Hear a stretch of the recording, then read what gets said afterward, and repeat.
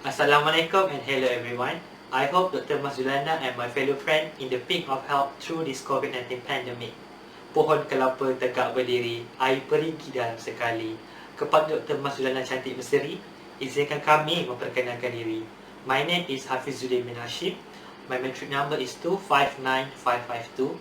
My group mate is Elil Arasi anak perempuan SK Nasir Raja, Robertul Aini Aliza binti Mahmuzat, and Nur Aina Afika binti Muhammad Yusof. We are from group Fantastic Four. Today, our group like to present globalization leads to economic exploitation.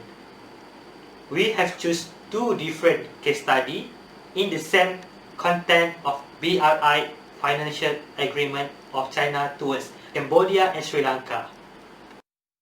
Our presentation starts with introduction that discuss what is globalization, how globalization affecting the IR system, and how economic exploitation happen under the globalization. After that, we continue with the case study that happened in the Cambodia and Sri Lanka under the financial program made by China in the Belt and Road Initiative by using formula 5W and 1H. After that, we have list out three solutions that can overcome this problem. The first is regional blocks and international governmental organization interventions, restructuring the state foreign policy, and diplomatic negotiation. We have found out that diplomatic negotiation is the best solution to overcome the economic exploitation and to remove the problem from the core. So guys, do you know what is globalization? According to the Michael Spencer, globalization is the process by which market integrates worldwide. Nowadays, no civil society in the world that can prevent themselves before experiencing or face the phenomenon of globalization. Globalization is known as the intensification of cross-border interaction and interdependence between countries. Because of that, globalization has become a hot topic in the study of international relations in recent decades. Almost all aspects of modern society have been affected by the power of globalization in various ways. The era of globalization has changed the structure of international relations through various mediums such as diplomacy, trade and investment. Many international governmental organizations or non-governmental government organizations have used globalization as a tool to reach their goal in the international system. Why? The power of globalization has power to interference the foreign actor into the affair of a country. Nowadays, many international community agree that globalization is a new form of exploitation that is much more efficient rather than colonialism, because globalization, they have produced a perfect mechanism to exploit the weaknesses of very state. So basically, because of the difficulty that state face become globally, they seek help from the foreign power through the globalization. States that are periphery are dependent help on the core state power to solve the internet issue they face. So, for example, that Cambodia and Sri Lanka, they face the international financial problem. They seek help from China through their bilateral investment treaty. So, because of the Cambodia and Sri Lanka relying too much on the financial problem on China, we know that they are capitalists. They will exploit all the resources that Cambodia and Sri Lanka have to fulfill their national interest. Although they give the foreign investment, but there is something behind that. So, do you guys agree that globalization makes the world more unequal? Some people might say it's true, but in order to identify this statement is true or not, we provide to you two example events that happened under the Belt and Road Initiative. The first one is Sri Lanka cases, and the second one is in Cambodia cases. After this, Aina will take the turn to discuss with you what is actually happening right there. Thank you. Assalamualaikum and a very good morning to our lecturer Dr. Mas Julana and my fellow friends. My name is Naina Afika binti Muhammad Yusof. My metric number 263298. So today I will continue my presentations on how did it happen. So my first point is about China debt trap diplomacy in Sri Lanka under Belt and Road Initiative Agreement. So, how was China managed to exploit economic resources in Sri Lanka? So, this is all started under the administrations of former President Mahinda Rajapaksa in 2015 under the Belt and Road Initiative Agreement. Because of the eager to build Hambantota Port as a financial hub of South Asia, he started making a loan with China's government. So, due to his new government had been unabashedly eager to seek China's money as an additional farm, regardless of the cost, they faced a top debt risk which mortgaged sovereignty of Hambantota Port. So, how did it happen? China is supporting infrastructure projects strategically located developing countries, often by extending loans to their governments. As a result, these countries, especially periphery states, are getting burdened with debt, leaving them more vulnerable to Chinese influence on their economy. China investment does not come as equity but loan. So not only that, under the Rajapaksa government, China had gained many contracts for various infrastructure projects such as Hambantota Port, Matala Rajapaksa di Hambantota Airport. According to research made by Muhammad Tadogan in 2019, one of the most common states who practice debt trap diplomacy in China has used this diplomacy style as a mechanism to channel its foreign and in Sri Lanka, while at the same time they can illegally exploit economic resources all there. According to the structure release, China's economies began to expand its territory by providing investment loans to states like Sri Lanka's inherent dependence on when it requires additional money in the project countries. This goes back to the theory of dependence. Unconsciously, money that was being given trapped the borrower itself. The question that we can't discuss here, whether this investment will benefit the country, or is it a form of colonialism in the form of unconscious? Does China sincere help, or is there any threat? So, I continue with my second point, which is China's satellite program and naval-based investment in Cambodia. So, how did economic exploitation happen in Cambodia? All of this came from the investment done by the Chinese government under the government-linked companies or GLC, such as Chinese Union Development Group UDG, which has invested 3.8 billion investment to finance RIM naval base to allow its military troops at Cambodia naval base near Sihanoukville. With this investment, China can easily exploit the resources Cambodia that have there. So, China's growing economic presence has significantly contributed to Cambodia's economic growth, where more than 30 bilateral agreements were signed along these 2 years. Without Cambodia realize too much dependence on China comes with significant commitment and risk. This reliance on China's aid may induce Cambodia to fall under a debt trap, leading to a loss of autonomy as a sovereign state and therefore the deterioration of its relations with other ASEAN member states. On 11 January 2018, where China Great Wall Industry Corporation (CGWIC), one of the foreign companies, has launched China's space programs to facilitate telecommunication service such as broadband, disaster management, national security, and government service. Behind this bilateral investment, it is actually benefiting a small group Cambodia's rich elite and give huge access to China's military in Cambodia telecommunications that will threaten the national security communications. This access can give huge benefit to China neocolonialism in Southeast Asia as a rising power to beat United States hegemony in West. So my next question is, who was involved in these globalizations? So, core state and periphery states. Core states like People's Republic of China and periphery states like Democratic Socialist Republic of Sri Lanka. The core states like the United States and China had involved in the globalization since decades ago.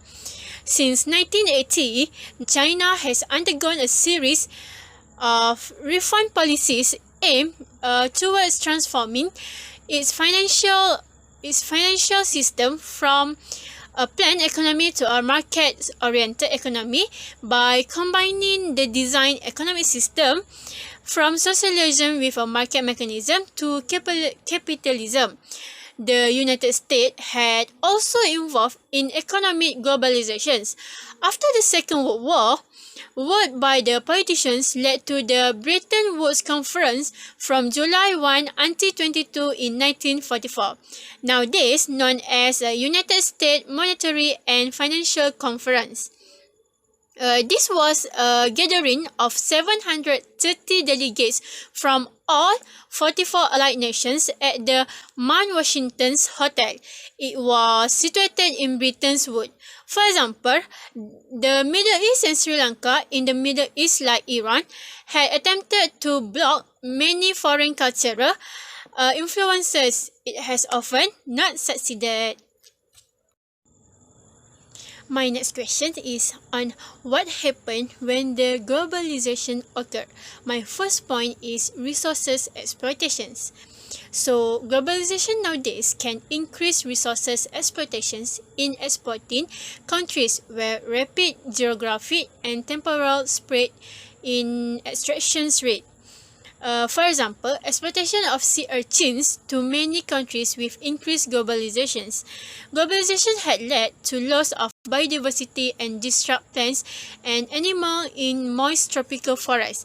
The provisions of lands depends on specific socio-environmental trade-off at the local scale.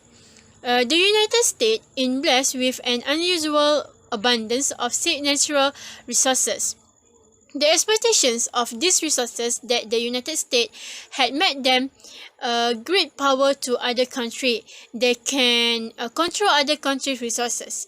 In China, agricultural sector had played a crucial role in ensuring the supply of cheap labor, in that it provided a separate streams of incomes, especially for the dependents of migrant workers left back at home.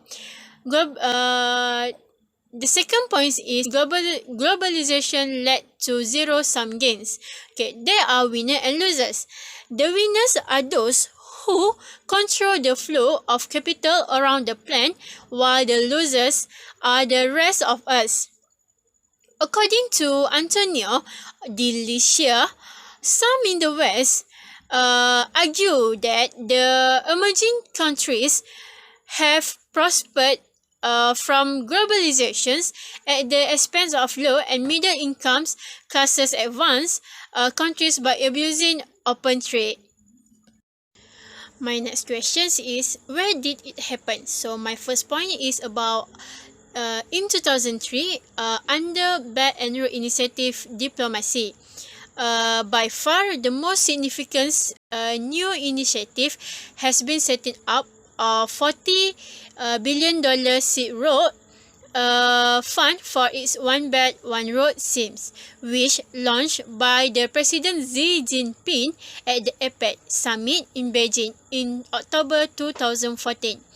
57 countries has signed up as its founding members, including some of America's European allies like the United Kingdom and Germany. In this sense, China Belt One Road schemes can be gamed in terms of reshaping both regional and global future geopolitical as well as geo-economic patterns. China's growing economic diplomatic muscles are reflected in the following few charts. For example, in line with China Daily in 2014, China's overseas direct investment (ODI) was more than incoming foreign direct investment (FDI) for the primary time. China became the world's third biggest source of RDI from 2012 until 2013. For the first time, it is economic history. So, the next one is where did it happen? Where did it happen is in China, Cambodia, and Sri Lanka. So, the diplomatic relation between Democratic Socialist Republic of Sri Lanka were established in 1957. The first economic contract after establishing diplomatic relations was on economic and technical cooperations, signed in 1962 after Prime Minister Sirinavo Bandaranaike visit to China. This helped Sri Lanka government to receive more assistance towards infrastructures project like the Bandaranaike Memorial International Conference Hall. While Cambodia have benefited hugely from the many projects funded by the China's Belt and Road Initiative in the kingdom, it must ensure that it remains open to a wide range of forest investment. The Belt Road Initiative has seen Cambodia economy change rapidly over the past few years. China has become Cambodia's largest partner through 70% of the trade is via Chinese import, where it's become the biggest investor within the kingdom. So the Sino-Cambodia relationship is on track to continue growing while attending the April Forum. Hun Sen signed a number of agreements with China, including Memoranda of Understanding, or we call as MOUs, on the export of 400,000 tons of Cambodia rice to China, on the promotions of general agriculture export to China, and financing framework between the Bank of China and the local Canadian Bank. So my last point is on why did it happen. There are 2 points here that I want to highlight. Is first, superpower, all self-national interest, and the second one is hegemony or realism concept. So globalization happens because of the national interest of other countries. Objective basis of globalization immerse but not independent of the country national interest, but by their manifestations into world economy. So far, in altogether categories of international affairs prevail the interest of superpowers. It was according to the interest of the most developed and powerful countries. The next point is a hegemon could be a state that's so powerful that is dominate all the states within the system. No other states have the military will to put up a serious fight against. In essence, a hegemon is the only superpower within a system. A state that is substantially more powerful than the other great powers in the system is not a hegemon because it faced other great powers, the United Kingdom in the mid-19th century. For example, is sometimes called hegemon. Hegemony means domination of a system which is typically interpreted to mean the whole world. It is possible, however, to apply the concept of a system more narrowly and use it to describe particular regions such as Europe, Northeast Asia, and the Western Hemisphere. Bismillahirrahmanirrahim. Assalamualaikum warahmatullahi wabarakatuh. My name is Robiatul Aini Aliza binti Mahmuzar, metric number 262065, and today I will be talking on my part, which is suggestions. There are 2 suggestions, which is regional bloc interventions, that including international organizations and structuring foreign policy. On regional bloc intervention, there are many organizations that can be used to help a country to avoid economic exploitations. an organization that can be list United Nations, World Trade Organization, Commonwealth Nations, the Asia Pacific Economic Cooperation (APEC), the United Nations Security Council, and United Nations Conference on Trade and Development (UNCTAD), as they can be used as a platform in ensuring that the economic exploitation can be contained. So let's talk on United Nations. What is United Nations? It is an international organization that founded in 1945. What is the intention of United Nations? Well, it is to maintain international peace and security, obviously, and to developing friendly relations among nations, promoting social progress, better living standards, and human rights. Even though economic exploitation is not being mentioned specifically in their objective, but United Nations is a good method for a country to seek help, to seek guidance on how to protect themselves, the country, from being exploited. So how? They can suggest to raise the motions on solving the economic exploitations, or if the country or the or the countries that they are taking taking action on is on the United Nations, and they are a big power or something or influential. So they need to keep pressuring the organizations so that the issue can be can get the resolutions. It is recommended to use any harmless means in achieve the result. Next, I will be talking about APEC and UNCTAD. So, what is APEC? The Asia Pacific Economic Cooperation is a regional economic. It is established in 1989 to leverage the growing independence of the countries, and the members have to enter to joint venture cooperation to make sure that the exploitation of the economy can be contained. Even if it cannot be contained, we need to use every method, every organization that can be can be a helping hand to our country, like the APEC. And for UNCTAD, it is a United Nations Conference on Trade and Development. So the objective is, the aim is to support developing countries to get the benefit of global economic. So a country must seek advice from this kind of organization that has been established to help. We cannot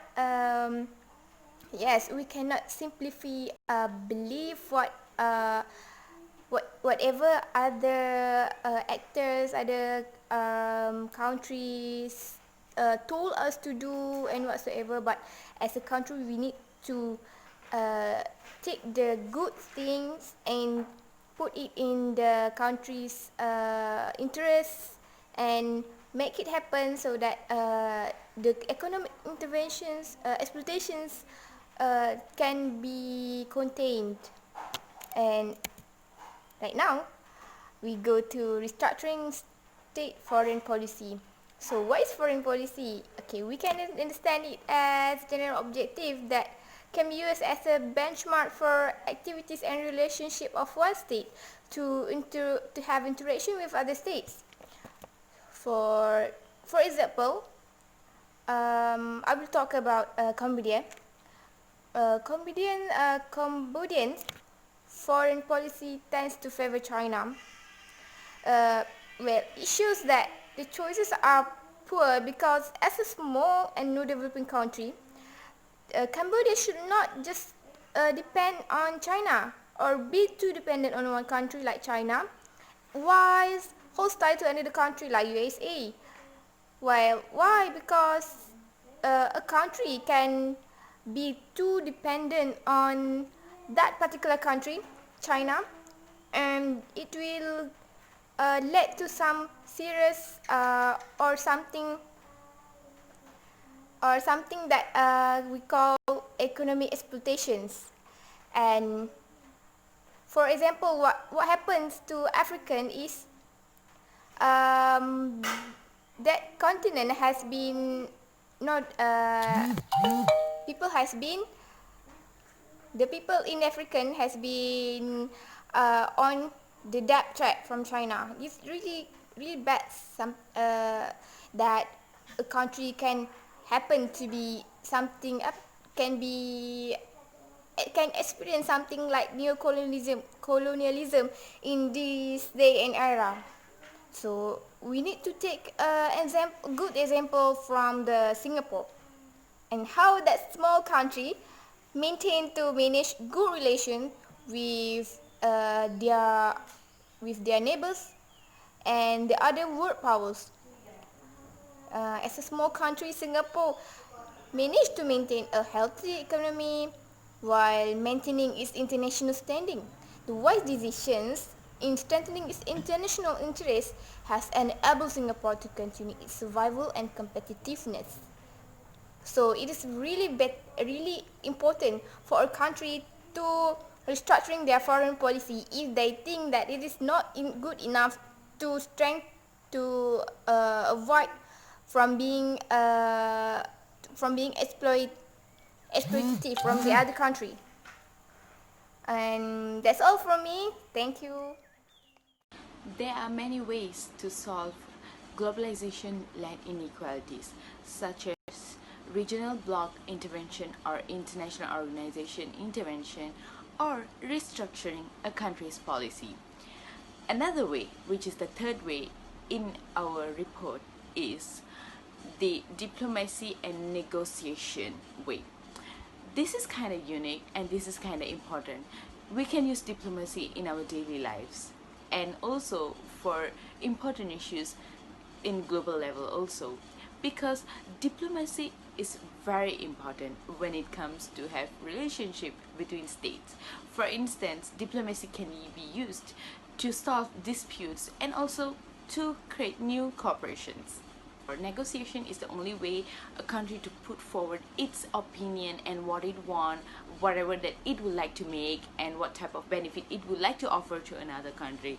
So through negotiation itself, through diplomatic way itself, a country could have a better solution to globalization-led inequalities.